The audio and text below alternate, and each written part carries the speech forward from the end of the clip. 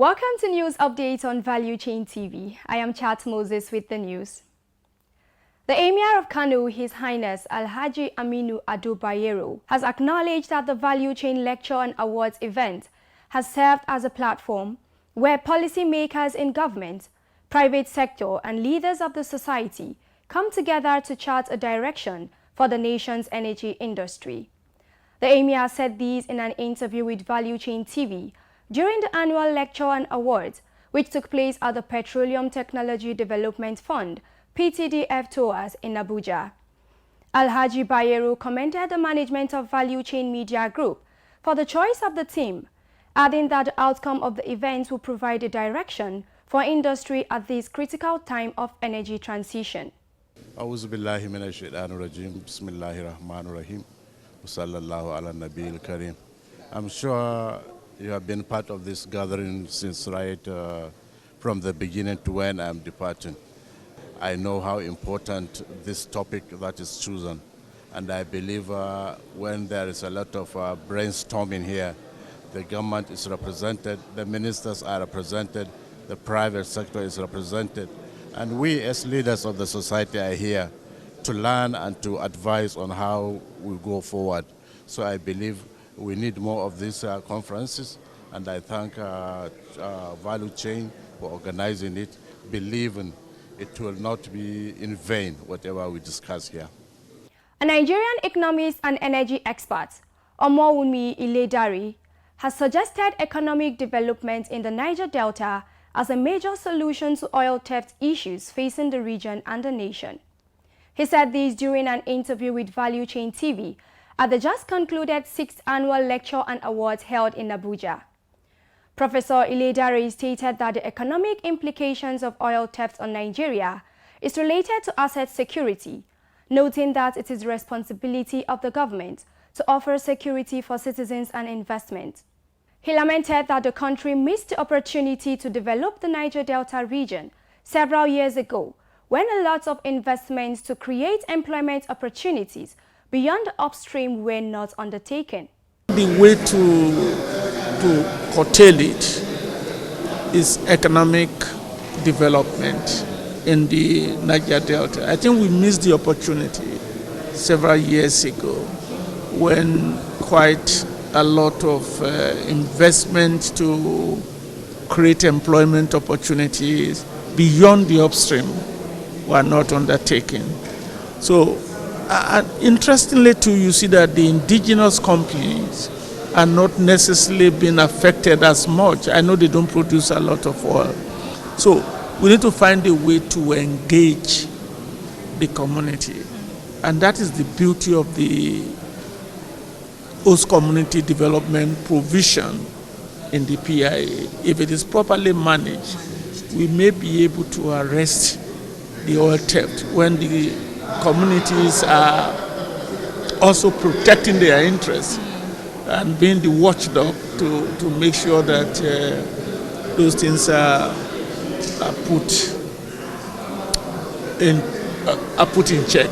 Ex-militant leader Eshanakpe Israel, also known as Akpodoro, has called on the federal government to revoke the oil pipeline surveillance contract awarded to a firm owned by a top politician.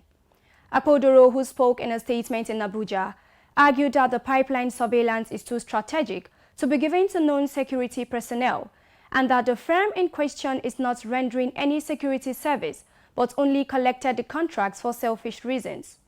The ex-militant noted that the act establishing presidential amnesty program gives former militants the right of first refusal in the award of such contracts. He lamented that the contract ought to have been awarded to Urhobo former agitators, was awarded to the top politician under the guise of empowering Urhobo youths. Nigerians seeking admissions to foreign universities have spent $340.84 million to fund their applications between January and June 2023. According to the Central Bank of Nigeria, the figure represented the amount spent on educational services under the sectorial utilization for transactions valid for foreign exchange. Maimuna Bagudu completes the report. The Apex Bank said that in April 2023, a total of $40.54 million was spent on foreign education, while noting that $48.81 million was spent in May 2023. However, in June 2023, there was a significant decrease as the bank stated that $32.61 million was spent, when compared with $218.88 million recorded in the first quarter of 2023, which is a decrease of $96.92 million or 44.28%. Also, the quarter performed poorly when compared with figures from the second quarter of 2022, with a performance decrease of $124.42 million, 50.5%. These monies remitted to foreign academic institutions were without significant reciprocity in the form of inflows from foreign sources to the local education sector. Experts, however, predicted that the poor supply on CBN part meant migrating students had been forced to source dollars from Bureau de Change operators owing to delays by banks to process respective Form A. Maimuna Bagudu reporting for Value Chain TV. President Bola Ahmed Tinubu has appointed Tolu Obamuro as a technical advisor on oil and gas arbitration and international disputes. He is to work in the office of the Federal Ministry of Justice, Abuja. The appointment was confirmed in a statement released by the presidency over the weekend. The statement says the appointment is part of effort to strengthen the legal team against demand for damages from breach of contract. President Tinubu deployed the new appointees to the Federal Ministry of Justice, Abuja, where they will work under the Attorney General of the Federation and the Minister of Justice, Lateef Fagbemi, a senior advocate of Nigeria. The other new appointees include Special Assistant to the President on Communication and Publicity, Kamaruddin Ogundele, Special Assistant on Arbitration, Drafting and Regulations, Hussein Oloyede, and the Special Assistant on Financial Crimes and Public Prosecution Compliance, Rotimi Oyedepo, SAN. The Honorable Minister of State for Petroleum Resources, Oil, Senator Henikin Lokpo-Biri, has revealed that the Kaduna Refinery and Petrochemicals Company Limited, KRPC, will resume production by the end of 2024. The minister disclosed this during an inspection tour of the facility while assessing the progress of work on the ongoing quick fix project of the refinery in Kaduna over the weekend. Maimuna Bagudu completes the report. The minister, who observed that he would continue to hold key players involved in the rehabilitation process of the nation's refineries accountable, also pledged federal government support in ensuring the timely delivery of the project. Lokpo-Biri said he is confident that the refinery will be restreamed by the end of 2024, considering the significant level of progress he has witnessed on the tour. According to the minister, there is an urgent need to get the refinery back on stream for the nation's economic prosperity and energy security, which are both paths to sustainable development. Earlier, whilst giving his remarks, the Group Chief Executive Officer of the NNPC Limited, Mele Kyari, reassured the minister that the fuel plant at the refinery will be delivered by the end of 2024.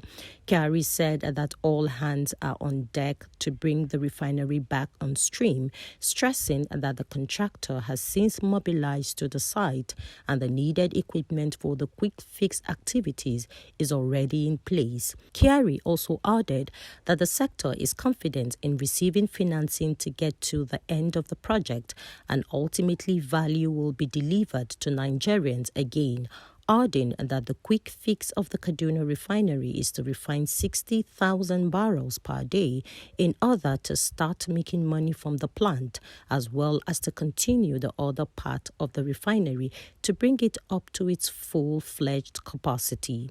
These, he said, will also tally with the completion of the Build, Operate and Transfer (BOT) on the pipeline so as to have a reliable pipeline delivery infrastructure. The inspection tour, which was preceded by the 14th Refineries Rehabilitation Steering Committee meeting, also had in attendance NNPC Limited Executive Vice President Downstream Adedapo Shegun, Executive Vice President Upstream Orishemeyiwa Eyesan, Managing Directors of the 3 refineries, and a host of other members of the committee. Maimuna Bagudu reporting for Value Chain TV. Thanks for staying with us on News Updates. I am Chat Moses.